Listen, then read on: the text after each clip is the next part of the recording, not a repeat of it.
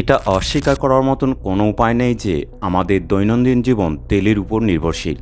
গাড়ি চালাতে, বিদ্যুৎ উৎপাদনে, প্লাস্টিক থেকে শুরু করে নানা পণ্য তৈরিতে তেলের অবদান অপরিহার্য। কিন্তু এই তেলের উৎস এবং তার রাজনৈতিক প্রভাব কতটা জানেন? আজকে আমরা আলোচনা করব মধ্যপ্রাচ্যের তেল বাণিজ্য এবং বিশ্ব রাজনীতির মধ্যকার গভীর সম্পর্ক। সাথে আছি আমি আল মামুন রিটন। দেখছেন দেশ ত্যাগ। মধ্যপ্রাচ্যকে বলা হয় তেলের রাজা। এই অঞ্চলে বিশ্বের প্রায় অর্ধেক তেলের মজুত রয়েছে।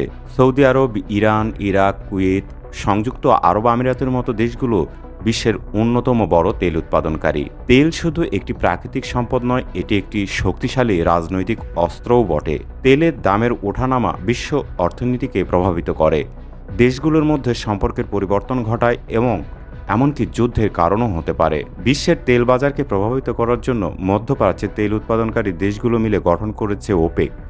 ওপেকের সিদ্ধান্ত তেলের দামকে ঊর্ধ্বমুখী বা নিম্নমুখী করতে পারে। তেলের জন্য দেশগুলো একে অপরের সাথে প্রতিযোগিতা করে, মিত্রতা গড়ে তোলে এবং কখনো কখনো সংঘর্ষেও জড়িয়ে পড়ে। এই মূল্যবান খনিজ সম্পদ, যার চাহিদা পৃথিবীর সবগুলো দেশের কাছেই রয়েছে, সেই তেলের নিয়ন্ত্রণ পেতে অথবা প্রভাব বজায় রাখতে এই অঞ্চলে স্থানীয়দের পাশাপাশি বিশ্বের প্রভাবশালী দেশগুলোও উত্তেজনার সৃষ্টি করে। দীর্ঘদিনের ইতিহাস ঘাটলে এই তেলকে কেন্দ্র করে এই অঞ্চল বহুবার বিভিন্নভাবে যে রক্তাক্ত হয়েছে তার ঐতিহাসিক চিত্র পাওয়া যাবে।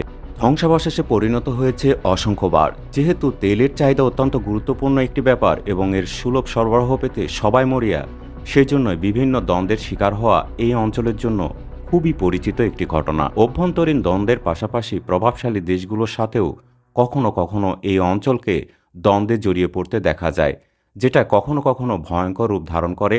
এই জন্যেই এই সমৃদ্ধ অঞ্চলকে বহুবার বিভিন্নভাবে বিভিন্ন বিরূপ পরিস্থিতির মোকাবেলা করতে হয়েছে। এই তেল রপ্তানি থেকে প্রাপ্ত অর্থ দিয়ে মধ্যপ্রাচ্যের দেশগুলো তাদের অর্থনীতি গড়ে তুলেছে, কিন্তু তেলের দামের অস্থিরতা তাদের অর্থনীতিকেও প্রভাবিত করে থাকে। এজন্যই তেলের বাজারের উপর নিয়ন্ত্রণ খুবই গুরুত্বপূর্ণ, যেটা বাধাগ্রস্ত হওয়ার ফলে নতুন নতুন সমস্যার মোকাবেলা এই অঞ্চলকেই করতে হয়। যদিও এখন তেলের বিকল্পের দিকে বিশ্ব গুরুত্ব এবং নজর দিয়েছে, সে কারণে এই অঞ্চল কিছুটা স্থিরতা পেলেও সম্পূর্ণরূপে প্রভাবমুক্ত হতে পারেনি।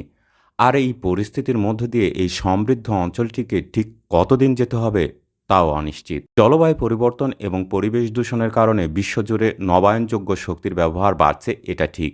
এর ফলে তেলের চাহিদা কমতে পারে এবং মধ্যপ্রাচ্যের তেলের উপর নির্ভরতা কমে যেতে পারে, এবং সেই সাথে এই তেলকে নিয়ে যত ধরনের রাজনীতির জন্ম হয়েছিল সেই রাজনীতির পরিবর্তন আসতে পারে বলে অনেকেই মনে করছেন। মধ্যপ্রাচ্যের তেল বাণিজ্য বিশ্ব রাজনীতিতে একটি গুরুত্বপূর্ণ ভূমিকা পালন করে।